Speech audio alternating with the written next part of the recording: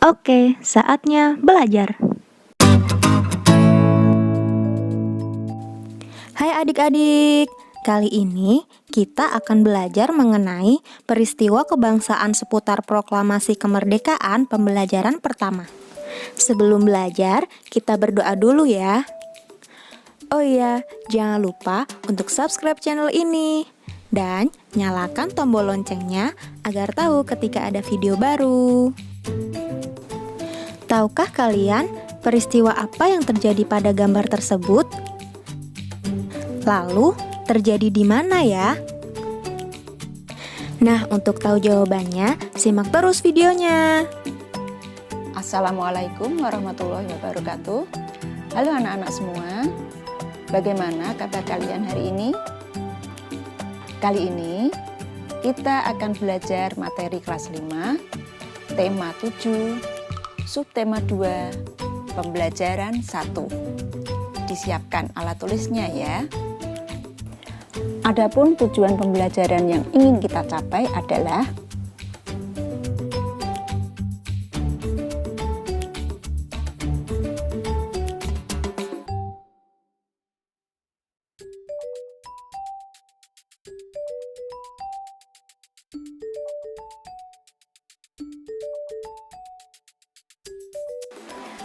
adakah yang tahu peristiwa apakah ini? Iya benar, ini adalah peristiwa pembacaan teks proklamasi pada tanggal 17 Agustus 1945. Sebelumnya, bangsa Indonesia mengalami masa penjajahan yang sangat lama. Selama penjajahan, bangsa Indonesia sangat menderita. Oleh karena itu, bangsa Indonesia sangat bersemangat untuk melepaskan diri dari penjajahan. Peristiwa proklamasi ini menjadi peristiwa yang paling bersejarah bagi bangsa Indonesia. Proklamasi memiliki arti penting, antara lain: 1. Menjadi tonggak sejarah berdirinya bangsa Indonesia menjadi negara yang merdeka dan berdaulat. 2. Menjadikan bangsa Indonesia terlepas dari penjajahan. 3. Menjadi awal bagi bangsa Indonesia untuk menentukan nasibnya sendiri.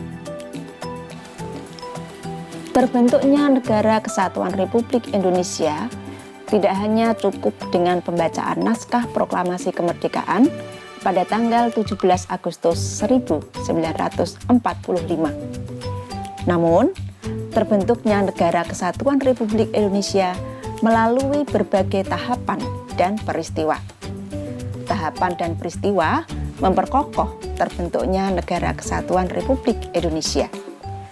Saat ini pun, kita masih harus tetap mempertahankan kedaulatan negara. Anak-anak, selain bangsa Eropa, Jepang juga pernah menduduki Indonesia loh. Pada tahun 1942, Jepang mulai menduduki Indonesia. Saat itu, Jepang terlibat dalam Perang Dunia Kedua melawan pasukan sekutu. Tanggal 6 Agustus 1945, sekutu menjatuhkan bom nuklir di kota Hiroshima. Kemudian menjatuhkan bom lagi di kota Nagasaki pada tanggal 9 Agustus 1945. Dengan dijatuhkannya bom di kedua kota ini menyebabkan Jepang menyerah tanpa syarat kepada sekutu pada tanggal 15 Agustus 1945. Kekalahan Jepang ini mengakibatkan terjadinya kekosongan kekuasaan atau vacuum of power di Indonesia. Kesempatan inilah yang kemudian dimanfaatkan bangsa Indonesia untuk memproklamasikan kemerdekaan pada tanggal 17 Agustus 1945. Bagaimana peristiwa pembacaan teks proklamasi tersebut? Mari kita baca bacaan berikut. Ayo membaca. Peristiwa pembacaan teks proklamasi. Pembacaan naskah proklamasi kemerdekaan dilaksanakan pada hari Jumat tanggal 17 Agustus 1945.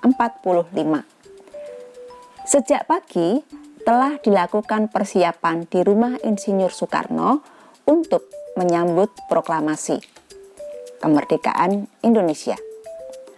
Banyak tokoh pergerakan nasional beserta rakyat berkumpul di tempat itu. Mereka ingin menyaksikan pembacaan teks proklamasi kemerdekaan Indonesia. Sesuai kesepakatan yang diambil di Rumah Laksamana Maida, para tokoh Indonesia menjelang pukul 10:30 waktu Jawa zaman Jepang atau pukul 10 waktu Indonesia Barat telah berdatangan ke Rumah Insinyur Soekarno. Mereka hadir untuk menjadi saksi pembacaan teks proklamasi kemerdekaan Indonesia. Acara yang disusun dalam upacara di kediaman Insinyur Soekarno itu antara lain sebagai berikut. A. Pembacaan teks proklamasi kemerdekaan Indonesia. B. Pengibaran bendera merah putih. C. Sambutan Wali Kota Suwiryo dan Dr. Muwardi. Upacara proklamasi kemerdekaan berlangsung tanpa protokol. Latif Hindraningrat memberi aba-aba siap kepada semua barisan pemuda. Semua yang hadir berdiri tegak dengan sikap sempurna. Suasana menjadi sangat hening. Insinyur Soekarno dan Dr. Andes Muhammad Hatta dipersilakan maju beberapa langkah dari tempatnya semula. Insinyur Soekarno mendekati mikrofon. Dengan suaranya yang mantap, Insinyur Soekarno didampingi Dr. Andes Muhammad Hatta membacakan teks proklamasi kemerdekaan Indonesia yang telah diketik oleh Sayuti Melik. Berikut teks proklamasi yang diketik oleh Sayuti Melik. Proklamasi. Kami, bangsa Indonesia, dengan ini menyatakan kemerdekaan Indonesia. Hal-hal yang mengenai pemindahan kekuasaan dan lain-lain diselenggarakan dengan cara saksama dan dalam tempo yang sesingkat-singkatnya. Jakarta, hari 17 bulan 8 tahun 05. Atas nama bangsa Indonesia, Soekarno-Hatta. Sesaat setelah pembacaan proklamasi kemerdekaan, dilanjutkan upacara pengibaran bendera merah putih. Bendera Sang Saka merah putih dijahit oleh Ibu Fatmawati Soekarno.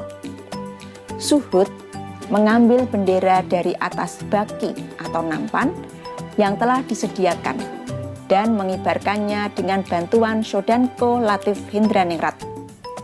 Kemudian, Sang Merah Putih mulai dinaikkan dan hadirin yang datang bersama-sama menyanyikan lagu Indonesia Raya.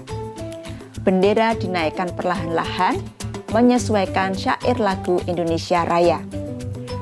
Seusai pengibaran bendera merah putih, acara dilanjutkan sambutan dari Wali Kota Suwiryo dan Dr. Muwardi. Ayo berlatih. Setelah membaca bacaan tadi, ayo kita berlatih mencari kosakata baku dan tidak baku pada bacaan tersebut. Lalu kita cari artinya juga ya. Kalian masih ingat bukan? Di mana kita mencari arti suatu kata? Iya benar. Kita dapat mencari arti suatu kata di Kamus Besar Bahasa Indonesia. Lalu, bagaimana cara menggunakan kamus? Yang pertama, pilihlah sebuah kata dari daftar kosakata barumu. Misalnya, proklamasi. Kedua, bukalah kamusmu, carilah daftar kata-kata yang dimulai dengan huruf awal P. Ingat, setiap kata pada kamus selalu diurutkan berdasarkan urutan abjad. Ketiga, dalam daftar kata yang berhuruf awal P itu, carilah daftar kata yang dimulai dengan PR. 4. Carilah daftar kata yang dimulai dengan PRO. Nah, kata proklamasi akan kamu temukan di antara kata-kata itu. Selamat mencari. Bagaimana? Apakah kalian sudah menemukan kosakata baru dan mencari artinya dalam kamus? Kita cocokkan ya. Yang merupakan kosakata baku. Ada merdeka. Artinya bebas dari penjajahan. Lalu proklamasi. Artinya pengumuman kepada rakyat tentang kemerdekaan. Kosakata tidak baku. Antara lain ada baki. Artinya nampan. Kemudian ada lagi sho dan ko. Artinya pangkat kemiliteran Jepang. Sekarang saatnya kita menjawab pertanyaan-pertanyaan berikut ini. Nomor 1. Kapan teks proklamasi kemerdekaan dibacakan? Apa jawabnya? Iya benar. Tanggal 17 Agustus 1945. Yang kedua, di mana teks proklamasi dibacakan? Jawabnya adalah di depan rumah Insinyur Soekarno. 3. Siapakah yang membuat dan membacakan teks proklamasi kemerdekaan? Iya benar. Jawabnya adalah Insinyur Soekarno. Pertanyaan yang keempat. Siapa sajakah tokoh yang hadir pada acara pembacaan teks proklamasi? Jawabnya yang benar adalah Insinyur Soekarno dan Dr. Andes Muhammad Hatta. Berikutnya, apa saja susunan acara yang dilakukan pada pembacaan teks proklamasi? Jawabnya, pembacaan teks proklamasi kemerdekaan Indonesia, pengibaran bendera merah putih, dan sambutan Wali Kota Suwiryo dan Dr. Muwardi. Anak-anak, kita tahu bahwa teks proklamasi dibacakan pada pukul 10 waktu Indonesia Barat. Kira-kira bagaimanakah suhu udara saat itu ya? Panas ataukah dingin? Suhu udara sangat terpengaruh oleh sinar matahari. Jika intensitas sinar matahari tinggi, suhu udara pun akan tinggi. Sebaliknya, jika intensitas sinar matahari rendah, suhu udara pun akan rendah. Hal tersebut juga berkaitan dengan perpindahan kalor secara radiasi dari sinar matahari.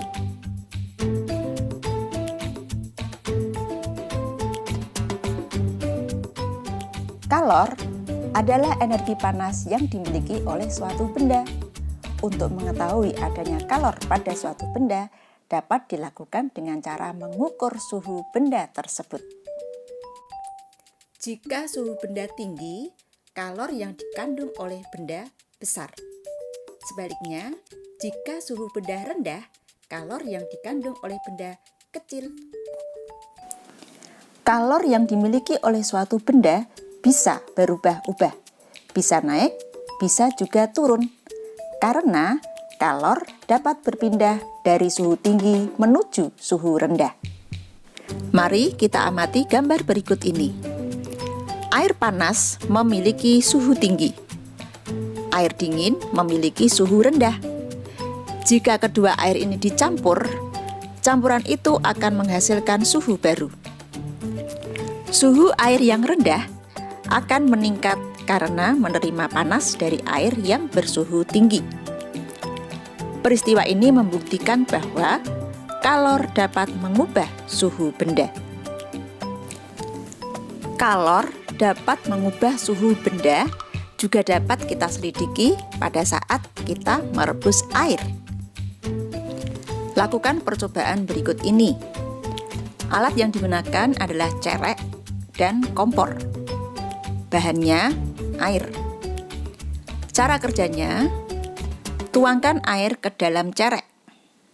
Lalu, Letakkan cerek di atas kompor.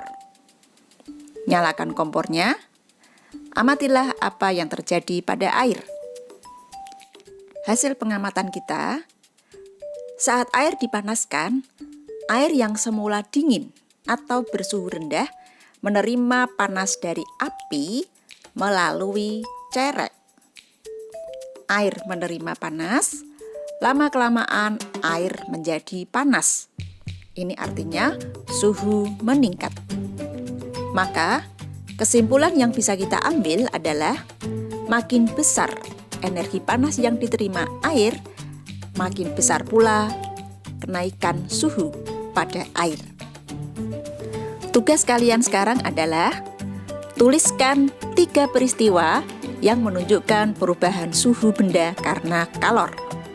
Sekian dulu pembelajaran kita kali ini. Semoga bermanfaat. Wassalamualaikum warahmatullahi wabarakatuh. Terima kasih sudah menonton. Jangan lupa like, komen, dan subscribe. See you adik-adik.